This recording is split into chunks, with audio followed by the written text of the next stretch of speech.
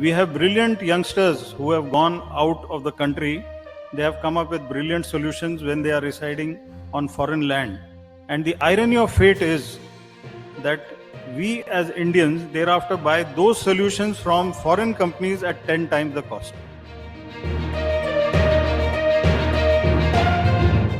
Some time. If we go back, right, what happened? 400 years back, 400 years back from now, India was prosperous. India was the largest market of the world, largest economy in the world, and that was the reason why. So our share of world GDP was 30%, more than 30%, and we had foreign companies coming from all over the world, especially Europe. We know of only one East India company today, but in fact, there were many East India companies that were there in India and many other foreign companies. They came, of course, it wasn't their government or their kings or the armies who came. There were merchants. There were merchants who came here to do business. We welcomed them to be part of our nation. We welcomed them to be part of our economy. But somewhere down the line, in just next 150 years, we ended up becoming a British colony. We ended up becoming slaves. So what happened?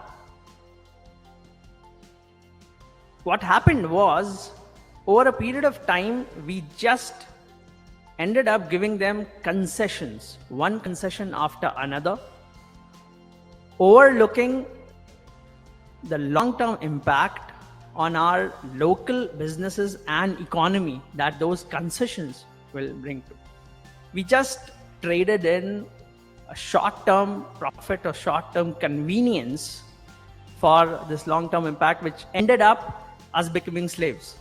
If we come to the present term, yes, India is already the world's second largest online market and very much on its way to become the number one or number two economy in the world in the next 30 years. And here again, we have an opportunity, or I'll rather say, this is our chance wherein we don't end up repeating the same history. Yes, everybody is welcome. Yes, we are a large market. We welcome everybody to do business here. But this time, let's remember, it needs to happen on our own terms. We should remember that whatever we are doing, the back of the mind, we should look at the long-term impact of it.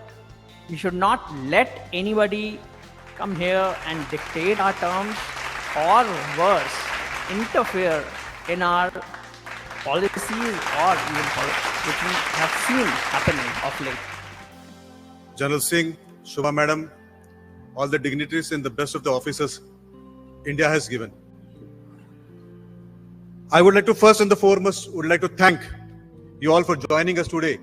Even with the COVID protocols and the limitations of this room, sir, we could gather here. They did not allow more than 60 people, but there are thousands of people who are watching this online. We have a capacity to go to 1 million through web. So I thank everybody who has joined for this cause of data sovereignty.